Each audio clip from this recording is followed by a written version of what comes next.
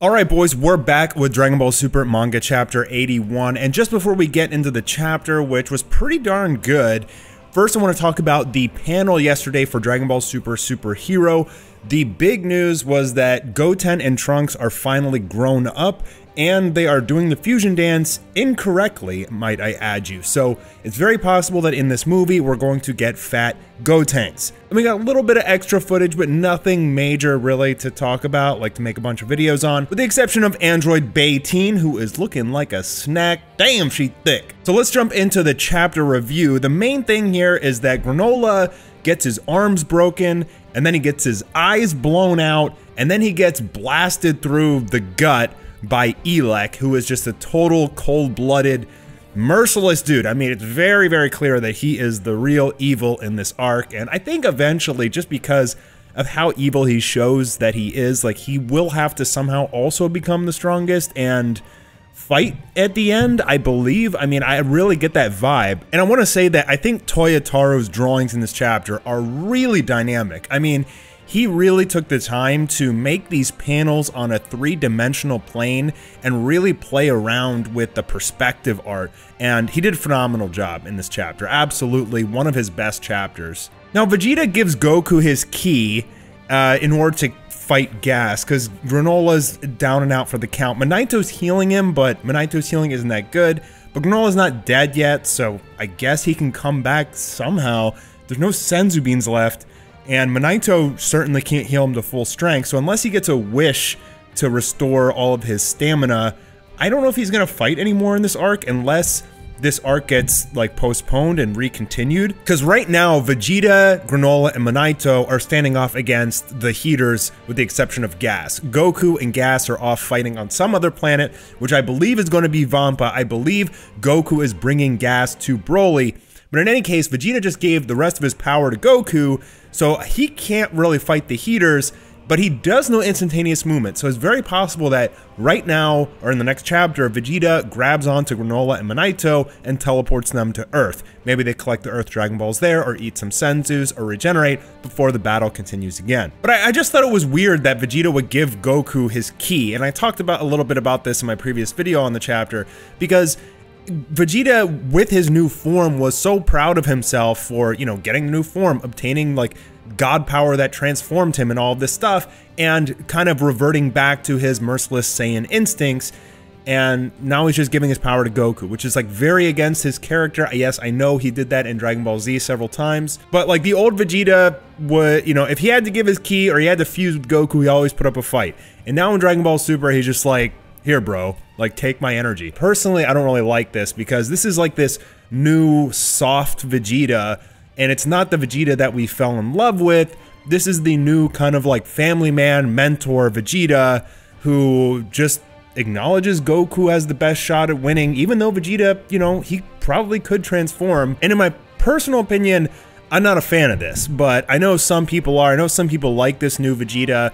For me, I was really excited about Ultra Ego because it was the promise of bringing Vegeta back to that old character that we fell in love with in the first place. But it doesn't seem like we're gonna have that anymore, and I don't know, I'm curious to see like what happens with Vegeta's character, but wasn't really a big fan of this. But I think Toyotaru like kind of had to do it in order to have Goku take over here. It was enough ki for Goku to turn into Super Saiyan Blue and continue to fight against Gas, and we got some crazy awesome like panels of Goku fighting against Gas. Unfortunately, Goku still just isn't strong enough to fight against him, but the whole train thing, like, so Gas creates these like trains out of thin air, and it gave me these totally Spider-Man vibes. And I'm wondering if this was like some, like, Toyotaro, I mean, I'm pretty sure he likes Spider-Man, or, well, I know Murata does, but in any case, I wonder if it was like an homage or something like that. But I don't know if Gas is like manifesting these trains, or they're actually like Sugarden trains from the planet cereal, and he's just, you know, flinging them at Goku and everything. But it's a pretty cool combat sequence nonetheless. I thought it was something a little bit, you know, unique and different. You'd think also, but like with Goku's like power in Ultra Instinct Blue, wouldn't a train slamming into him just crush the train? Like, for whatever reason, it hits Goku, and, you know, Gas even brings in a second one when Goku, like, you know, dodges the first one eventually, and it was pretty cool. I think it'd be a really fun sequence animated for sure. There's definitely a very important dialogue here to talk about, and this is this whole conversation between Gas and Goku where they're talking about Bardock. And Gas says, when it came to combat, your father's fierce resolve was like no other. I do not sense that from you. But that's like, Goku is resolve. Like, Goku is the guy that never gives up and almost always comes out on top. But yeah, certainly, I mean, I guess from Gas's perspective and even the audience, it doesn't, I mean, I know Goku's trying, but this isn't like some of the old Goku trying, like Goku vs Frieza or Goku vs Vegeta, even Goku vs Jiren. I mean, in Goku vs Jiren, Goku had the resolve. It pushed him to, you know, turn into Ultra Instinct and everything. But here he just, I don't know, it just seems like he's passive or something like that. That's the vibe that I get. So instead of giving us a reason why Goku is acting like this, Goku just says, I hit my head when I was little, and I lost all my memories at this point. Up to that point, I don't have any memories of my father or the other Saiyans. And Gas says, you cannot comprehend who you really are then. I could never fall to one such as you. So we still don't know really how Bardock beat Gas, with the exception of Gas went ballistic and berserk, and somehow Bardock was able to win. We still don't know if there was something else there that Bardock did that hasn't been explained yet, but Goku definitely knows who he is. So I don't really get this whole dialogue sequence. I feel like so much of the Dragon Ball Super manga is just like character regression.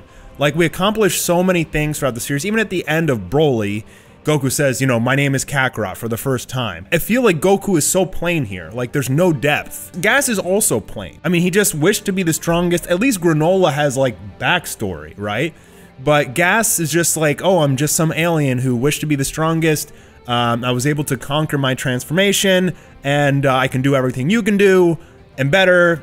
I mean, I feel like with the exception of the combat being absolutely fantastic in this chapter, and the paneling just being unreal, I just felt like the emotion in this chapter was like severely lacking, with the exception of, you know, Granola getting his eyes blasted out. I mean, that was like a big deal, and Elec telling him, you know, you're gonna die like a dog just like your mother.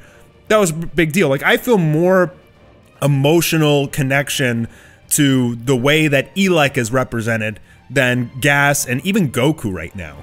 And also like Vegeta giving his power away like that without, you know, asking, or he's just like, here. So I feel like in terms of some of the writing could be better, I guess. Okay, and then I have a question for you guys, because I didn't really get this. So first, Goku teleports Gas off planet to where Jacko is, and Goku says that you never be able to make it here on your own with your version of instantaneous teleportation. And that's because I've been using this move for years, and it's not a simple one to master. But like, he was just complaining in the last chapter about how fast Gas and Granola were learning instantaneous movement.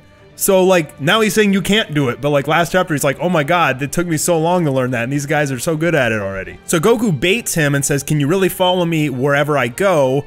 And Goku teleports off world, and Gas teleports with him, saying, don't underestimate my power. I've heard that one before. You underestimate my power! Well, maybe Goku can win if he gets the high ground. Yeah, and most likely Goku is taking Gas to see Broly, and Broly is probably going to dunk on Gas, I would think. Unless Goku and Broly team up together, I think Broly would just destroy Gas. Like, I think Gas would beat him up a little bit, and then Broly would just explode with so much power eventually that he would beat Gas. But the other option is that he could be taking him to see Frieza, and he could be taking him to Beerus's planet. Those are really the only other options. I don't know what else Goku could have in mind, because he definitely has some sort of plan. It's very obvious from the paneling and the dialogue. I feel like we've got to be getting to a really climactic part of this arc very soon, because in my personal opinion, it's just dragging, dude. Like, dragging and dragging. Like, so many full combat chapters with barely any development. Like,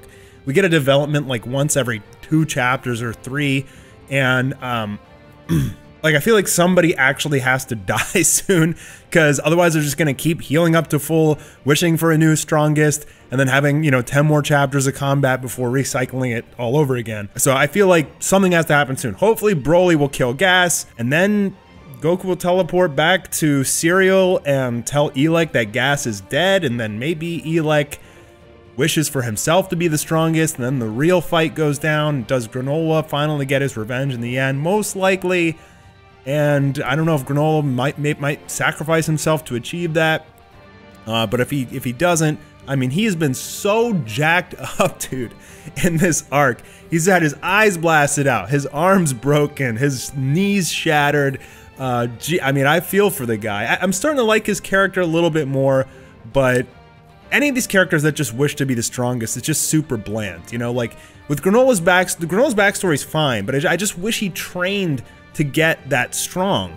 Or there was some other way that he achieved the power, other than just wishing for it, because it just removes so much depth from the possibilities of the character. And when you look at what Goku and Vegeta have gone through to get how strong they are, there's so much depth to that character development. But with these guys, Gas and Granola, I don't know, man. I'm just not really feeling it that much, but hopefully next chapter we get that development that I think this arc really needs. Because while some fans really love this, I think probably half don't like this arc at all. Maybe more than half. But let me know what you guys think in the comments below, and I'll see you for the next video.